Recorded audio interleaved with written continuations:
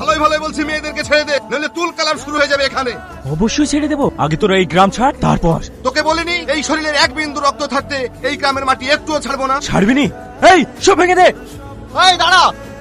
Johnny, তুই আমার লোক হয়ে আমার কাছে বাধা দিতে এসছিস? তোর মতো শয়তানের লোক আমি এই গ্রামকে রক্ষা করতে এসেছি। তুই করবি গ্রাম রক্ষা? দলিল তো আমার কাছে, তাহলে রক্ষা করবি কিভাবে? মিথ্যা কথা, তোর কাছে কোনো দলিল নেই। আমার কাছে দলিল নাই। এই দলিল দে তো।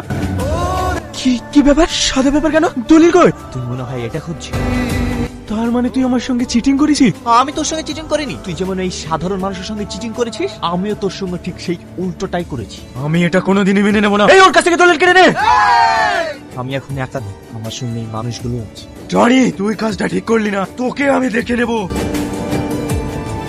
আপনারা সবাই দলিল পেয়ে গেছেন, এবার আমি কলকাতায় ফিরে যাব। আর হ্যাঁ, আমি আপনাদের সঙ্গে যে অন্যায় করেছি আমি জানি তার কোনো ক্ষমা হবে না, তবু আপনারা যদি পারেন আমাকে ক্ষমা করে দিন। না না ভাই, আমরা তো কিছু না জানি তোমার গায়ে হাত তুলেছি, কিছু মনে করো না ভাই। আরে না ভাই, আমি কিছু মনে করিনি, ওটা ছিল আমার পাপের ফল।